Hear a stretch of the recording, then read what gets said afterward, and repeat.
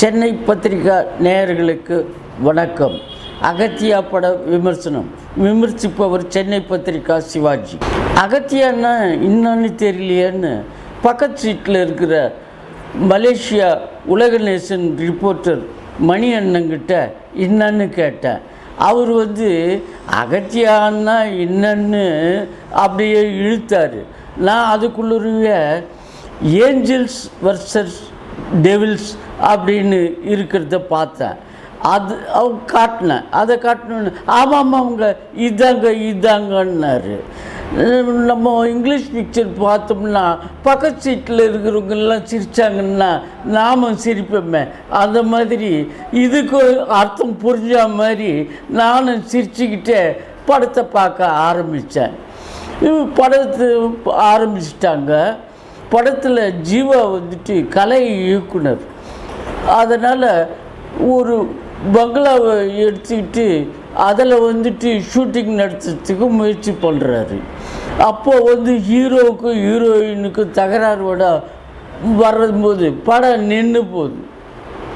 படப்பிடிப்புக்காக ஒரு பங்களா செட்டு போட்டு இருக்கும்போது பியானோ ஒன்று அவர் கையில் கிடைக்குது. படப்பிடிப்பு தொடங்க இருந்த நிலையில் கதாநாயகி பிரச்சனையால் ஷூட்டிங் நின்று போகுது.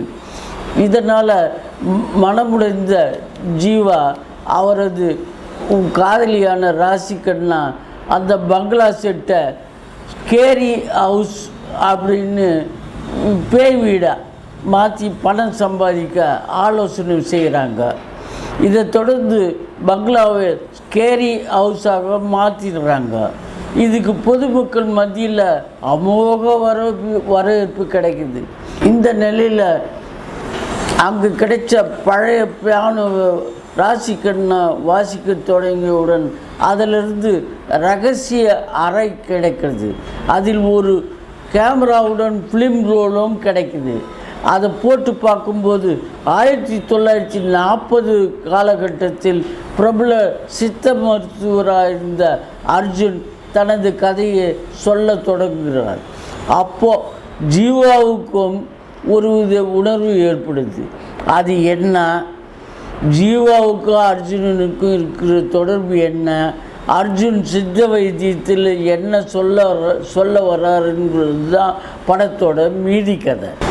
அர்ஜுன் சித்த வைத்தியத்தில் என்ன சொல்ல வர்றாருங்கிறது மீதி கதை. என்ன இந்த படத்தை 2 காலகட்டங்களாக நடக்கிற மாதிரி சொல்கிறாரு இயக்குனர் பா. விஜய்.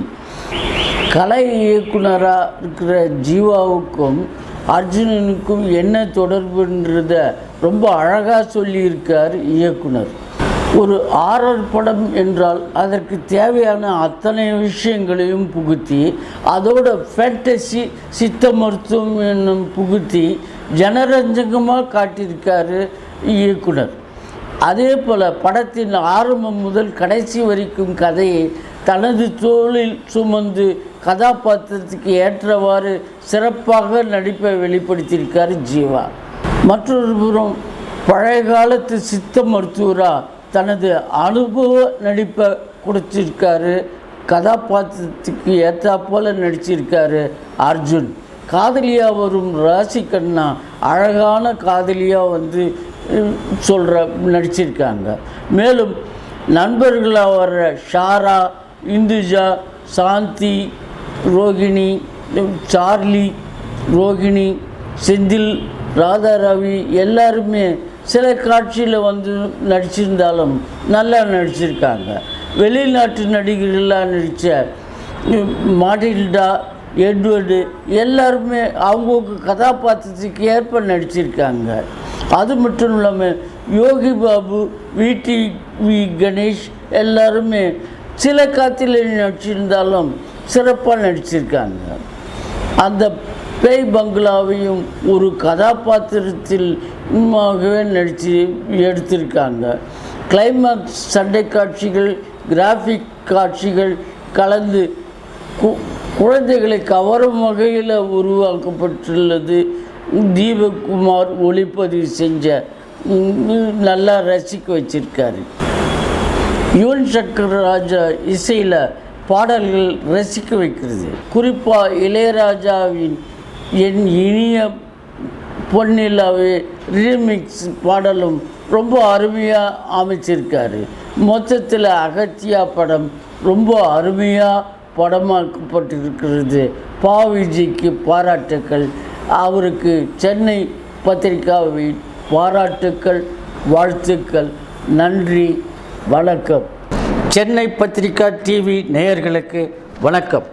லைக் பண்ணுங்கள், ஷேர் பண்ணுங்கள், சப்ஸ்கிரைப் பண்ணுங்கள். மறக்காமல் பெல் பட்டன் ப்ரெஸ் பண்ணுங்கள். அப்போ தான் நாங்கள் போடுற வீடியோ உடனுக்குடனே உங்களுக்கு ரீச் ஆகும்.